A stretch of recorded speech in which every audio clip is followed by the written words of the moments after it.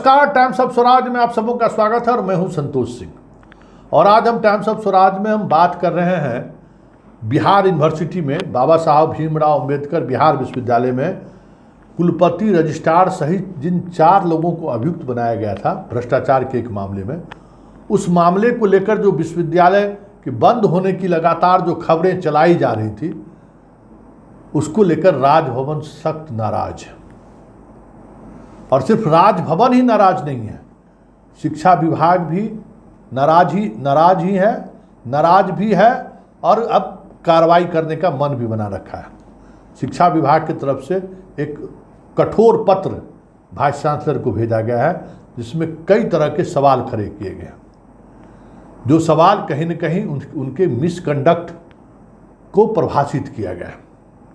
वहीं राजभवन ने जो हड़ताल की जो जानकारी चलवाई जा रही थी मीडिया के द्वारा, जबकि बिहार विश्वविद्यालय के कैंपस के अंदर जो कर्मचारी संघ है या शिक्षक संघ है, भले वो हड़ताल पे थे, लेकिन पूरे विश्वविद्यालय में शैक्षणिक कामकाज चल रहा था और सामान्य तौर पे चल रहा था। शिक्षक बच्चों को पढ़ा रहे थे, बच्चे जो स्कूल कॉलेज आ रहे थे उनको वो पढ़ा रहे थे। कि विश्वविद्यालय के वाइस चांसलर ने जो आज प्रेस कॉन्फ्रेंस किया है और उस प्रेस कॉन्फ्रेंस के सहारे जिन बातों को उन्होंने रखा है, अगर वाकई में वो सच्चाई है तो ऐसे वाइस चांसलर को सैल्यूट करना चाहिए और ज़रूर करना चाहिए। तो ज़रा 6 मिनट का इंटरव्यू है, ज़रा उस पूरे इंटरव्यू को आप सुनिए कि वो क्या कह रहे हैं।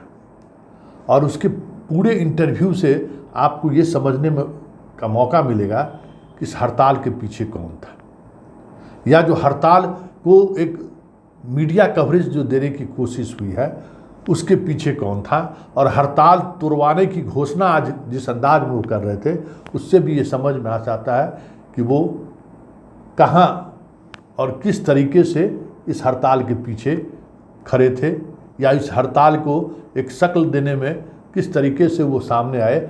ये सारी चीज़ें आप उनके इंटरव्यू से समझ सकते हैं। लेकिन चतुर्वेदी जी, ये बिहार है, ठीक है ना। हम आपको बार बार कहते हैं कि ये बिहार है, यूपी नहीं है। यूपी की स्थिति मुझे बेहतर पता है, और जो हालात आप बनाने की कोशिश कर रहे हैं, ज़रा आपको ये समझ में नहीं आ रहा है। ज़रा इस खबर को गौर से सुनिए। चतुर्वेदी जी, आप बिहार आए हैं ना, नौकरी भी करिए सावधानी से। जिस मामले में एफआईआर दर्ज करने के लिए शिक्षा विभाग ने आपके रजिस्ट्रार को पत्र लिखा था, उस पत्र को आप पढ़िए, 2-3 बार आप भी पढ़िए। उस पत्र में कहीं भी किसी भी स्तर पर आपके बारे में या आप पर एफआईआर दर्ज करने का कोई भी संकेत नहीं था। आपके रजिस्ट्रार पर भी एफआईआर दर्ज करने का कोई संकेत नहीं था। अगर रजिस्ट्रार को कहा गया था वो एफआईआर दर्ज करते, तो आज हमें लगता है कि वो सारी चीज़ें नहीं आपको फेस करनी पड़ती जो आज फेस कर रहे हैं। तो फिर खेल क्या है, ज़रा इस खेल को समझिए। आपका रजिस्ट्रार साहब भले दूध बेचते थे, लेकिन दिमाग इनका ग्वाला वाला नहीं है, ये बात समझ लीजिए। जितना दिमाग इन्होंने लगाया है वो शायद आपको 1 महीने बाद पता चलेगा, या अब पता चलेगा जब हम आपके सामने ये बातें कह रहे हैं। जो आरोप है वो आरोप क्या है? प्रश्न पत्र में के टेंडर के मामले में आरोप है। गौर से सुनिए चतुर्वेदी जी, और बिहार की जनता आप भी सुनिए। ये आरोप है जिस दामू चौक से स्टेशनरी की खरीदारी हुई है, जिसके बारे में ये कहते हैं कि हम विश्वविद्यालय के को इंटरनल सोर्स से खरीदे हैं, जैसे लगता है कि इनके घर का पैसा हो। अरे अच्छा, वो पैसा ही पब्लिक मनी है, चाहे कोई भी पैसा हो जो आपके पास आया है, स्टूडेंट से लिए हो या फिर बाकी कहीं से भी वो पैसा आया हो, आपके भाई डोनेशन नहीं दिए आपके विश्वविद्यालय में, वो पब्लिक मनी है। तो अगर ये एफआईआर दर्ज करते अननोन भी, तो ये जनाब तो वहाँ परीक्षा नियंत्रक थे, एग्जामिनेशन कंट्रोलर तो थे, और ये सारी गड़बड़ी कहाँ हुई है? एग्जामिनेशन डिपार्टमेंट में हुई है। रजिस्ट्रार ये आज बने हैं ना, तो ये सारा खेल अपना जो उनका जो अपना खेल था, उस खेल को छुपाने के लिए या वो खेल उजागर नहीं हो, क्योंकि अकेले एक्यूज बनते तो चले जाते ही। लेकिन के पाठक है, देखिए हम बार बार कह रहे हैं कि के पाठक से लड़ने से पहले अपना होमवर्क जरूर कर लीजिए। आप एफआईआर के कॉलम में देखिए पहला अभियुक्त कौन है, कोर्ट टू कोर्ट पहला अभियुक्त रजिस्ट्रार है, आप नहीं है। मतलब मेन एक्यूज रजिस्ट्रार है, इस बात को समझिए। और रजिस्ट्रार के रूप में इन्होंने गड़बड़ी की है, ये सवाल नहीं है, ये परीक्षा नियंत्रक रहते हुए इन्होंने गड़बड़ी की है। एफआईआर की कंडिका 1, 2, 3, 4, 5, 6 को पढ़िए, 4 कंडिका इन्हीं से जुड़ा हुआ है। टेबलेशन जिनको दिया गया था, राशि दी गई, वो पैसा अभी तक उसका वाउचर नहीं मिला है। सब परीक्षा नियंत्रक के दौरान जो चीज़ें चली हैं, कॉपी खरीदारी हो, प्रश्न पत्र का मामला हो, स्टेशनरी का मामला हो, वो सारे की सारी चीज़ें एग्जामिनेशन कंट्रोलर के कार्यकाल का या उनके ऑफिस और दफ्तर से जुड़ा हुआ मसला है। कहीं भी कुलपति इसमें इन्वॉल्व नहीं है। लेकिन आप नहीं रहते तो क्या होता?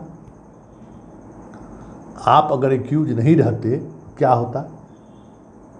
आप एक्यूज हैं तो चीज़ें चर्चा में हैं, नहीं तो आप एक्यूज नहीं रहते तो जनाब जेल में जाते, क्योंकि आपको तो हाई कोर्ट से भी राहत मिल जाएगा कि भाई जिस पीरियड में हम हैं ही नहीं तो हम उसके लिए कहाँ से जिम्मेवार होंगे। जो एफआईआर का कंडिका को गौर से पढ़िए तो आप उस समय तो भाई चांसलर है ही नहीं। अब ये जो मनन हो रहा है कि चलिए हाई कोर्ट एफआईआर क्वेशिंग करने के लिए, उसके पीछे भी वजह यही है कि वाइस चांसलर साहब आगे रहेंगे, कहीं तुक्का में अगर एफआईआर क्वैश हो गया तो हमारा जान बच जाएगा, रजिस्ट्रार साहब बच जाएंगे।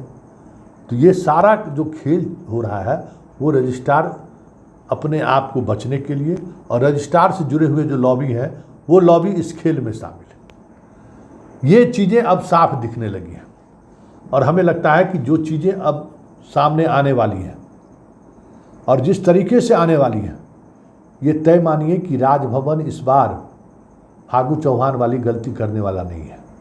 वो शिक्षा विभाग को पत्र लिखने वाला नहीं है कि आप भ्रष्टाचार के मामले में बिना मेरी जानकारी के कैसे आपने एफआईआर दर्ज कर दिया, क्योंकि राजभवन का स्पष्ट अधिकारियों को संकेत है कि जिस तरीके से राजभवन की छवि फागू चौहान के दौर में बनी थी, वो छवि फिर से दोहरानी नहीं चाहिए, किसी भी परिस्थिति में नहीं। हम भ्रष्टाचार के किसी भी मामले में, वो दोषी हो निर्दोष हो, उससे कोई मतलब नहीं है। जो एजेंसी है वो एजेंसी जांच करेगी। और कल वाइस चांसलर साहब, रजिस्ट्रार साहब, इस तरीके का पत्राचार हो, शिक्षा विभाग को इस तरीके का पत्राचार जाए, इसके लिए राजभवन में पूरा ताकत लगा दिया है। एगो इनका कोई कुलपति महोदय का कोई कहता है रिलेटिव है, वहाँ सेक्शनल ऑफिसर हैं या कोई है, नाम लेना ठीक नहीं होगा, चर्चा यही है, पूरा ताकत लगा दिए कि कहीं न कहीं से ये चीज़ें चली जाए। लेकिन राज्यपाल का सख्त से सख्त निर्देश है कि ये चीज़ें नहीं होंगी। तो ये जो पत्राचार नहीं हुआ शिक्षा विभाग में कि कैसे आप एफआईआर दर्ज कर दिए मेरी अनुमति के बगैर, यही ऐसा झटका था कि आज चल के सबसे पहले इन्होंने हड़ताल तोड़वाया। और राजभवन में कल ही इनको कह दिया गया था कि ये सब जो सारी चीज़ें नौटंकी चल रही हैं इसको बंद करवाइए, और नहीं तो फिर जाने के लिए तैयार रहिए। एक और जानकारी वाइस चांसलर साहब को और बिहार विश्वविद्यालय के तमाम शिक्षकों को कह दें कि नालंदा विश्वविद्यालय के जो कुलपति हैं, वो जब 60 छपरा विश्वविद्यालय के अंदर एक भवन के उद्घाटन समारोह में राज्यपाल और वो दोनों साथ थे, उनके प्रति राज्यपाल का एक अलग इमेज है। और वो वीर कुंवर सिंह विश्वविद्यालय के भी प्रभारी कुलपति रहे हैं। आपके कारनामों को वो बेहतर तरीके से जानते हैं। एक ऐसा व्यक्ति जो राजभवन नहीं राज्यपाल से सीधे इंस्ट्रक्ट करता है, सीधा रिश्ता जिनको है, वो आपके बारे में क्या इमेज है वो उन चीज़ों को समझता है। और इसी समझदारी की वजह से चीज़ें जो चल रही हैं वो आपके लिए सहज नहीं है। इसलिए वाइस चांसलर महोदय, आपने जो किया है, जिस स्तर पर किया है, आप ईमानदारी का दम्भ जरूर भरते हैं, परीक्षा लिए हैं इसका दम्भ आप जरूर भरते हैं, लेकिन बहुत सारी चीज़ें ऐसी हैं जिन पर जांच अच्छे तरीके से हो गया तो बहुत मुश्किल होगा आपको उस चक्रव्यूह से बाहर निकलना। चलिए ज़रा सुनिए, वाइस चांसलर साहब आज प्रेस कॉन्फ्रेंस बुलाए हैं, 6 मिनट का है, लेकिन सुनिए किस तरीके से ये अपनी उपलब्धि गिना रहे हैं, और वाकई में ये उपलब्धि है तब तो इन्हें सैल्यूट करना चाहिए। आंदोलन में उतरा और लगभग पूरे प्रदेश के अंदर ये आंदोलन आरंभ हो गया। मैं भी इस चीज़ को बहुत ही ध्यान से देख रहा था, इन सब चीज़ों को। जैसा कि आप लोगों को पता है, मुझे फिलहाल लगभग 14 महीने हुए हैं पूरे बिहार में आए हुए। मूलतः वीर कुंवर सिंह विश्वविद्यालय यहाँ का मैं कुलपति हूँ। वहाँ की जो पोजीशन थी वो बहुत ही भयावह थी छात्रों के मामलों में, खासकर सत्र नियमन के मामले में। आप सभी लोग विदित हैं कि 236 वर्किंग डे में एक साल के अंदर 116 परीक्षाएं, 115 या 116 परीक्षाएं वीर कुंवर सिंह विश्वविद्यालय में लेकर, और मैंने जो वादा किया था कि हम अक्टूबर तक सत्र 2023 का रिजल्ट दे देंगे, ये वीर कुंवर सिंह के लिए वादा था। उसी बीच में राजभवन ने हम पे विश्वास जताया और आपके BR अम्बेडकर विश्वविद्यालय का मुझे प्रभारी कुलपति बनाया। स्थितियाँ कमोबेश यहाँ पर भी वही थी। आए दिन छात्र आंदोलन करना, तालाबंदी करना, कभी कर्मचारी संघ स्ट्राइक पर, कभी छात्र संघ स्ट्राइक पर, ले दे के सेशन बहुत लेट चल रहा था। लेकिन आज भी हमें बताते हुए खुशी हो रही है कि जब से मैं आया हूँ तब से आज तक 89 यानी कि 89 परीक्षाएं संपन्न कराई जा चुकी हैं और उनके एग्ज़ाम भी, उस एग्ज़ाम के रिजल्ट भी आ चुके हैं। यहाँ के लिए भी मैं कृत संकल्प था कि 2023 का रिजल्ट हम अक्टूबर अंत तक दे देंगे, तो जिससे कि सत्र नियमितीकरण हो जाए। उसके बाद हम यहाँ पर कन्वोकेशन कराएंगे। शायद मैं ही एकमात्र कुलपति हूँ जिन्होंने समय के हिसाब से कन्वोकेशन इस आधार पर नहीं कराया कि जब तक सत्र नियमित नहीं हो जाता तब तक हम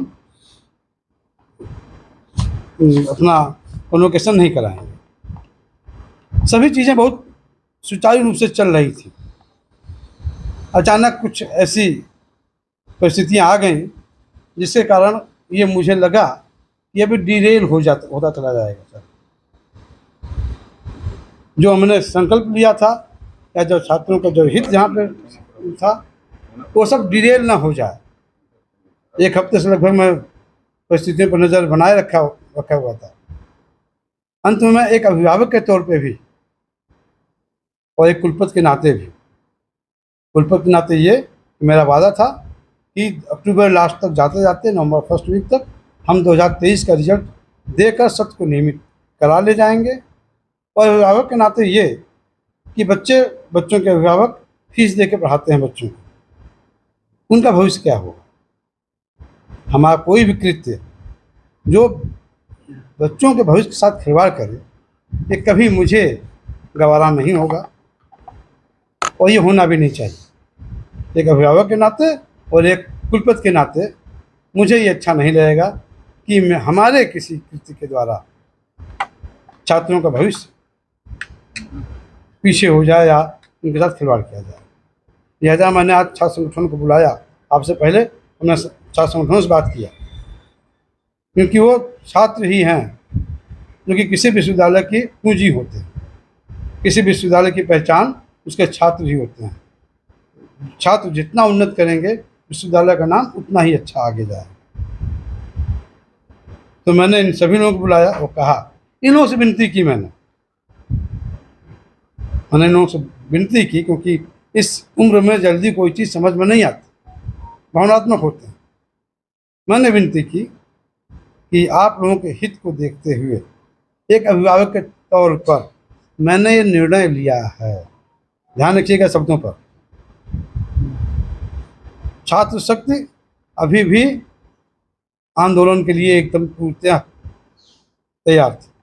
लेकिन अभिभावक के नाते, कुलपति होने के नाते मुझे ये सोचना है कि उनका भविष्य किसमें है।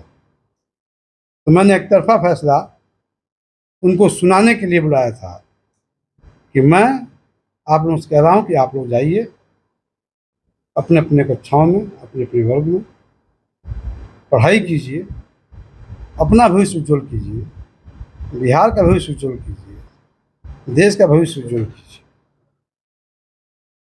फिलहाल कोई मैंने विकल्प भी नहीं दिया, उन्हें बात नहीं माननी।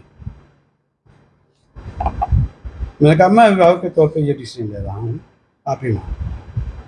शैक्षणिक कार्य जैसे शुरू हो जाएगा निश्चित तौर पर, क्योंकि आप देखें, क्योंकि इसमें सफ़र कौन करेगा?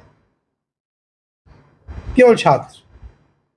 जो परीक्षाएं रद्द हुई थी वो सारी चीज़ें, ये मेरा वादा है, मैं अपने वादे से कभी नहीं हटता भी। जो परीक्षाएं डिस्टर्ब बीते कुछ दिनों में हुई, बिल्कुल होंगी, नियमता सबको बता दिया जाएगा। जो अब तक परीक्षाएं जो अगली शेड्यूल थी उसी शेड्यूल पर होंगी। जो परीक्षाएं नहीं हुई हैं उन परीक्षाओं के लिए बाकायदा समय सारणी निश्चित की जाएगी। एक चीज़ और मैं चाहूँगा, आप लोग इस बात को बता दें कि परीक्षाएं सुचारू रूप से चल सकें, इसलिए हम अपने वरिष्ठ शिक्षकों से भी अनुरोध करते हैं कि वो इन्विजिलेटर के तौर पे काम करें, क्योंकि उनके क्लासरूम में जाने से डिग्निटी मेंटेन होती है, छात्र डिसिप्लिन में रहेंगे और परीक्षाएं सुचारू रूप से चल सकेंगी। कल की तारीख में कोई मेमो या किसी छात्र के अटेंडेंस के बारे में कोई बात होती है तो कम से कम उस सीट पे ये रहेगा कि हम उसके संख्या में फला वरिष्ठ टीचर थे, कमांडेंट टीचर थे, तो बताएंगे कि साहब यहाँ पे ये गलत था, ये सही था। उनसे उम्मीद की जाती है कि वो लोग अपनी ड्यूटी करेंगे, छात्र उसमें सहयोग करेंगे। इन्विजिलेशन की जहाँ तक बात थी वो मैंने बताया आपसे, वरिष्ठ शिक्षक जाएंगे। साथ साथ इवेल्यूशन के लिए भी हम चाहेंगे कि जल्दी से जल्दी इवेल्यूशन की कार्य संपन्न कराए जा सकें और उसमें भी हमारे वरिष्ठ शिक्षकों की भागीदारी नितांत आवश्यक है।